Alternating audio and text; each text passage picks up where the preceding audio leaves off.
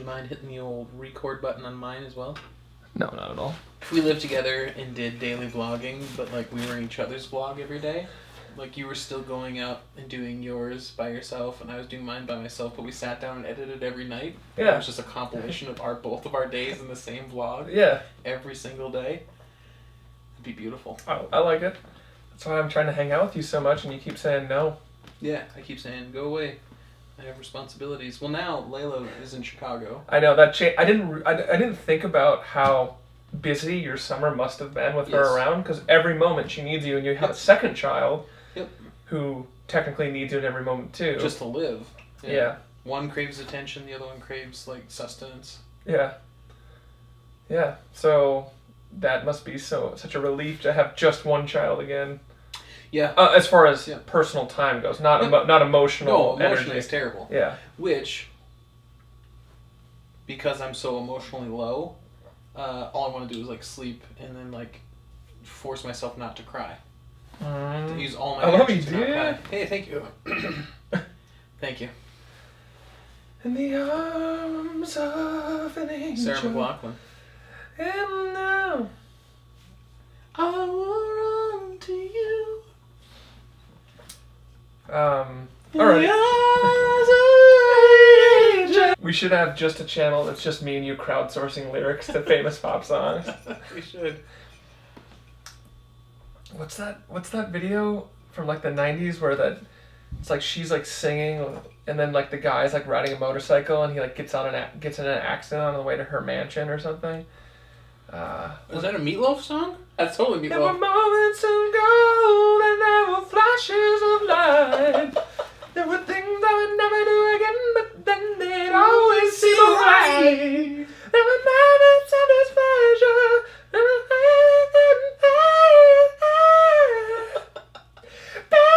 Baby, if you touch me like this, and if you I kiss hold me you like that.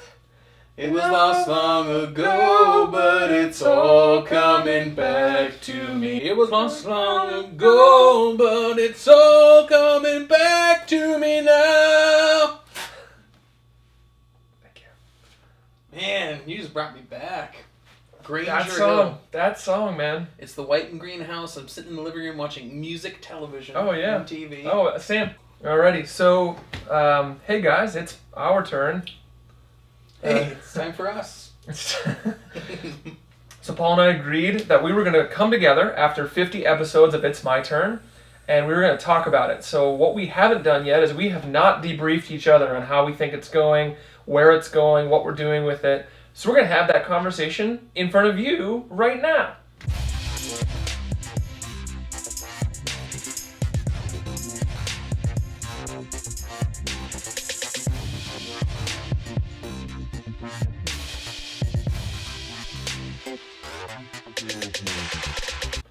So, Paul, how's it going? Really good. Yeah? Yeah. My two favorite videos so far that I've put out is number 1 and number 55. Number 1 was when I talked about love and being in love with Hannah. I think that... Love at the Farmer's Market. Yep. The content of that video was really great, but the execution of the video was off because I wasn't quite practiced enough in vlogging and editing for a vlog. So it's a little, not choppy, but like the jokes go on a little too long. Like, you hit it, just move on. Right. And then 55 was the Goodbye Layla. And that one, I think, might be the best movie I've made so far. Because it was very emotional. I had people sending me private messages on Facebook talking about like really terrible things that had happened in their lives recently, and how watching that video really helped. Oh, wow. So, Really awesome. So you're 55 episodes in, which... I just dropped 57 today. Excellent, 57, so that means you put out almost 30 yourself. Mm-hmm. What do you find to be super challenging about this process of making daily vlogs? I still find it really awkward to try and create content in a very public place. It's always easy to find like kind of a small corner of that public place that you can go in and not feel like a bunch of people are watching you. Yeah. But like when I was standing in the Mall of America and like vlogging, people were looking at me like a weirdo. Yeah. And that's still the most challenging. I think the editing process is fine because I like sitting down and doing it, and Hannah's super supportive of me doing that. So that's been a labor of love. Even if it takes 2 hours to do an edit, I really like it. I have a good time doing it. So the challenging part is being brave in a public place. What's the most challenging part for you so far? I think that's the exact same. I would say putting out something every day that I think is worth watching for people is very difficult. I mean, let's get this out right away. Paul, it's very clear that Paul spends a lot more time coming up with a narrative and also editing his videos comparatively to me. I'm very much more, I have an idea about some sort of content I want to talk about and like get out there, and I just film it and put it up. I don't really, I'm not like big on like cutting it a lot. It's very straight. It's very much 8 to 15 minutes of talking about something that I'm passionate about. Whereas Paul, there's a lot more movement in his movies, and I think part of that is just the quality that he puts out. Like he puts out really high quality videos, and I'm working on getting there, but I'm behind him for sure. Well, I think that its quality in different categories of the filmmaking, because for you, like, your content is usually pretty highbrow, meaning quality. It's just your execution is record, talk, stop, off, upload. Yeah. Which is different. It's just different than what I'm doing. It's not necessarily one has more quality. I know, but what you do, what you do adds. What, like having movement to the video, having different scenes to the video, that's extra work and it adds extra value. Yes, right. But most of the time for my content, it's not as highbrow, because what I'm shooting for is like a daily living, almost a daily journal type thing. Right. Whereas you're trying to dig into philosophical stuff. Sure. I think my style lends more towards a daily vlog. Yeah. Because it's harder for you to come up with every other day some like philosophical topic to break down. Yeah, and for me, the thought of trying to do what you're doing, I don't think my life is interesting enough to like bring a camera and film myself eating Honey Nut Cheerios this morning, which I did, and they're tasty. But like that's my private moment with the Cheerios, and I don't want everyone to see that. I get you there, but there's also, when you know like what you're doing is daily living, it kind of forces you to up your game.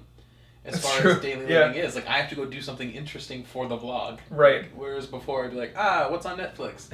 Now it's like, shit, I don't have enough. I have to go do something, anything. That's why I went and found geese that one day, and I was getting chased by geese. Geese hisser. Yeah. I think that if, moving forward, like, it would be better for us if, like, I was stuck with the daily vlogging thing, because it's something that, like, I'm interested in and I can do. And if you had a show, right, like, even like a Monday through Friday show like Ellen, but it's like Monday you have your like Consumers Corner, and then, you know, or I guess Mental Health Monday, Tuesday's Consumer Corner, like, you know, if you had a thematic thing that was just Monday through Friday or every other day, whatever, but like if I moved into an everyday, I think that would be probably more beneficial. Is that what you want to do? I think so. But like, we committed to the 365, so I think we should do the 365 if it's my turn. Yeah. But I mean, coming out of that, what I've noticed that if you had more time for each of your videos, like the quality would increase. Right. If you had 4 days in between each video, you could spend the first 2 days writing, preparing, third day shooting, fourth day editing. And it's cool. The thing about what we're doing right now is, I sent Paul this thing from Mike Birbiglia. I think it was in like Business Weekly or something. It was really great. And it was what was it? How to Make It Small in Hollywood, I think was the title of it. But basically or anywhere else. Yeah. And the third thing he said, or second or third point, was do it. Do the thing.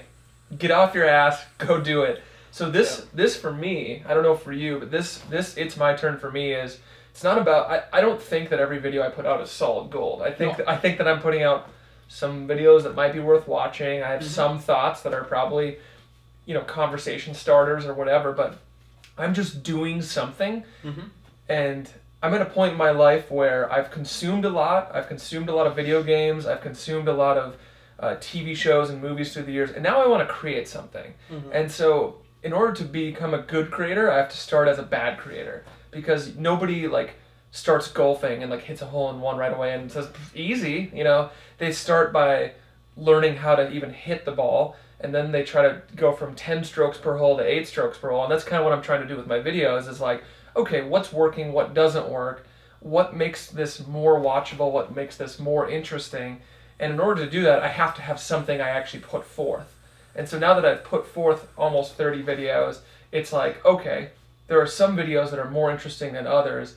Why? And that's where I'm noticing the things that you're doing, like scene changes, movement, music. Like I in back of my brain, I've like, oh, I really want to go on Logic and start composing some electronic beats and stuff, and I just haven't done that yet. And that's just been laziness on my part, but I'm excited with some free time the next couple of weeks to start doing that. I've been lazy with the music too, though, because like I have 5 songs that I've written that I'm just kind of cycling through. Yeah, I noticed. And I'd like to create some more. I was looking at my keyboard. It was today actually. Yeah. And I was like, man, I got to sit down and write something new. Same. So I think I'll do that pretty soon. But isn't that cool that being a creator makes us create more? Because then we have to create for our creation. That's exactly it, because the only way to grow it and make it better is just to add more. Yeah. Like I want to get Final Cut. Yeah. I also want to get After Effects, but I hear After Effects doesn't speak with Final Cut as well as it does with Premiere. Oh, okay. But I thought it'd be so cool to like add, not for the vlog, but for future movies. Like I just was listening to a lecture done, and I think it was at Full Sail, by an editor who was teaching the class of future editors, and he was talking about a friend of his who edits movies for Hollywood. The newest one he just did, or latest one he just did, was Tina Fey's Whiskey Tango Foxtrot. Okay. And that editor edited the entire movie in Final Cut. A $300 piece of programming. Oh, really? Yeah. Something I could easily get my hands on. He edited a Hollywood movie. Right. Now he uses plugins. Okay. So you pay a little extra to get some plugins, but like out of the 3 plugins he said he used in that movie, it was a total price of like $800. Wow. Yeah. That's nuts. He's probably exceptionally talented. Oh, yeah. But what they were talking about is like Final Cut gives you enough authority over your video that you can do what you want to do. Yeah. We're both editing in iMovie. Yeah. And it has, we're just doing it. That's all we're doing. We're just doing it. It has the things you want. It has transitions and it has titles. I don't use transitions ever. I do use titles, but they're static. It's like, this is the title we've created and it works right here. Yes. And then that's it. There's no movement. But in Final Cut, it's the smallest little thing, but this is one of the only reasons I want it. I want to move this title from here to here. Right. From here to here. And that's it.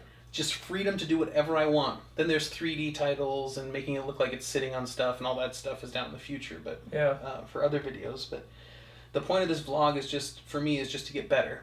Better at editing and better at movie making. Yep. So that we can translate that into making a movie. If I could go the Kevin Smith route and just max out every credit card to purchase the equipment necessary to make a movie and then try and sell it to somebody, get a distributor to take it and send it out, that would be the dream.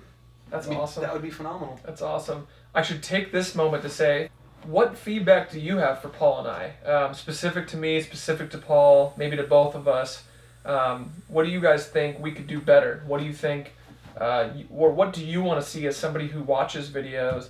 What could we do that is something to where you'd be, I'm totally interested in this. I think that's great. I think that's something I would want to watch regularly. What are the questions? I welcome that as well. I want to ask you something, and this is going to be a bit awkward. I love it. Okay, like real and cutting deep. You ready? Yes. Have you heard any critiques about my work that people have said to you because they didn't want to say it to me? No. Because I have had critiques of your work that people have said to me because they didn't want to say it to you. Okay. Yeah, no, I've not heard anything about you because they didn't want to say it to you. But did you hear anything about me regardless, I guess? Nope. Someone just said they didn't watch yours because they didn't know you. Okay. That was the only thing. But I welcome, give it to me. Give me the feedback. Okay. I've heard from 3 people now that they want your stuff to look like my stuff. To look like your stuff. Yep. They're fine with your content. They think that your content's deep, but the single one shot is boring. They lose their Yeah. like after probably 2 minutes. They're like, I'm lost. I'm done. Yeah. I've had enough. Yeah. So they want some sort of story like I have. Okay. Here's the thing. Okay. We're gonna get deep for a second, but Yeah. I'll keep it under 2 minutes so people can stay with me. Feedback. If I'm really worried about feedback, then like that means that I already think my shit is good. And I don't think my shit is good yet. In fact, I know the only way to build something good is to start with the fundamentals. Mm-hmm. Feedback's the thing that I need to get to the place where my stuff is worth watching. Right. And the same way, a friendship is what you need to get to a place where a relationship's worth having. Both of us, we need feedback because we're not making this solely as a Jordan and Paul, like, this is it and we don't care. Like, we're not like abusing somebody who like watches our stuff. In fact, Seth Godin, marketing genius, talked about brand, and he said that if you have a brand, it's people trust you. They trust Right. Jordan Yep. and Paul to come out with something that's worth their time. Mm-hmm. And so we have to deliver on that trust. Mm-hmm. That we're coming out with stuff that you guys want to watch and that we want to watch. Like that all of us want to watch. That makes our lives better. That makes us have richer and more in-depth conversations and interactions and relationships. I agree with that completely. Yeah. I went to that Fargo Connect thing. It was super awesome.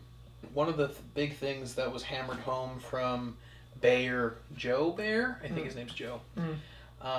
He wrote a book called Hug Your Haters. And what he was hammering home was like, when you get feedback or responses from your audience or people that use your product, the most valuable ones are the negative ones, not the positive ones. Because the negative ones can show you where you're steering the ship and maybe just a little bit in the wrong direction. You can bring it back. So he's like, listen to those negative ones, respond to those negative ones, turn those haters into people who really appreciate your product. Right. Like, goddamn you, X, Y, or Z company for doing X, Y, or Z things to me. And then the company is not supposed to ignore that and just keep going. They're supposed to respond to that person and say, I'm really sorry that you had this happen to you. Here's 1 month free on us. Just let's get you back into what we're doing, and then we'll look to see what we can do in the future to fix that. The critic who's angry or who's mad, they have no reason to be dishonest with you about how they feel. Like, Right. they're letting it all out. Yep. And even if it's kind of filled with anger, it's still as honest as they know how to be. Whereas people who are your friends or people who just kind of already like you, there might be some stuff that they won't say. Like oh yeah, Jordan, your videos are just kind of boring. Like, they won't say that. They'll say, well, I liked what you had to say, ... And I'm like, anything else? No, it's good. And then I don't get better. Yep. And then they say that only 1 out of 10 people that are dissatisfied will mention it. Wow. So the other 9 are silent. Really? Yeah. That's why we need feedback. Exactly. Give us feedback. So if you think about it, if 3 people told me that they want your stuff Then to 30. be more like mine, that's 30. That's all my viewers that watch my... really hate how I do it. or all of mine. We have 60 subscribers, so it's like all of mine are like, hey, Jordan, be like Paul. Yeah. Yeah, that's why they don't watch mine. They just watch yours. Yeah. No, but so just concluding that little feedback thought is anything else that you guys have as an idea or something, or honestly, one other invitation, if you're someone that likes movies, sketch comedy, writing stuff, and you want to work with us, like give us a call or whatever, Facebook message. Please. We would love to collaborate more, and if we have some decent gear, as you can tell now, so if you guys want to come up with some idea that we could film and shoot and put up on the site, I mean, we're all for it. We want to wrap this up? Yeah. Okay. You're all my friends, and I love you. And Jordan, you're my friend, and I love you. Thank you. This is my actor voice. Thank you so much for following us on this journey so far. We're very excited to have you follow us into the future. We've done 50 days. We have 315 more days, give or take some. And we're super thankful that you've watched our stuff.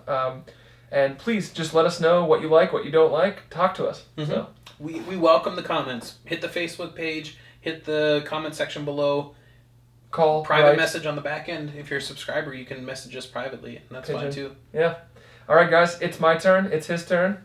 It's all of our turns today. Yeah, and now it's your turn. Comment, you lazy bastards. He did a really positive shoulder movement with a scowl. Nice. Sweet. Paul's like so much more concerned that he could like actually impact our friendship.